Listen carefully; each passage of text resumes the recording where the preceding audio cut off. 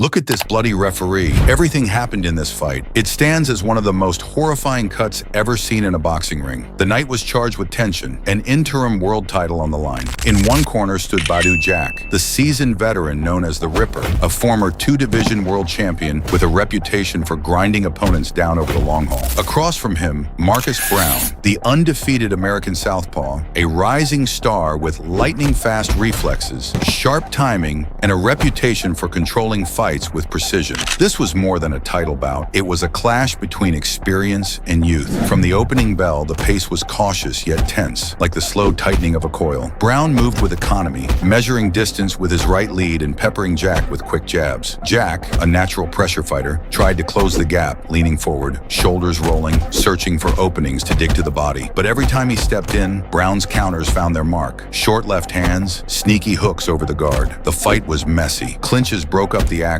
and in those tight moments, elbows and shoulders brushed dangerously close to faces. Browne seemed to edge the early rounds, staying one step ahead, landing with greater accuracy and making Jack pay for every forward step. His punches were like a sledgehammer, as if shocking his opponent. He unleashed a barrage of blows, leaving the entire arena in shock. How could Jack withstand such punishment? Still, Jack's resilience was on display. He refused to be discouraged, doubling his jab, throwing looping rights over Browne's shoulder, and targeting the body in hopes of slowing the younger man. Then came the turning point. Midway through the fight, in yet another clinch, their heads collided with a sickening crack. Jack reeled back, his hand instantly rising to his forehead. When it came away red, the crowd gasped. A massive gash had opened dead center on his brow, deep enough to seem unreal. Blood didn't drip. It poured, running down into his eyes, streaking his cheeks, staining his chest. The cut was so severe that many thought the fight would be stopped, but Jack's pride was as deep as the wound. He fought on, vision blurred, face a crimson mask. He launched desperate assaults, lunging right hands, heavy hooks to the ribs, and even wild overhands meant to break through Browne's guard. Browne, now with a target, stayed composed, sending jabs straight into the wound, snapping Jack's head back and forcing the blood to flow faster. By the final rounds, Jack's legs were heavy, his breathing ragged, but he still advanced. He trapped Browne on the ropes briefly, firing a barrage of punches, some blocked, some landing flush. Browne answered with clean counters, slipping off the ropes and regaining center ring. Each exchange sent fresh blood flying into the air. When the final bell rang, Badou Jack stood tall, completely drenched in his own blood, refusing to bow. He didn't take the belt home, but he walked away with something no scorecard could measure: the unshakable respect of fans who had just witnessed a man fight through hell and never take a backward step.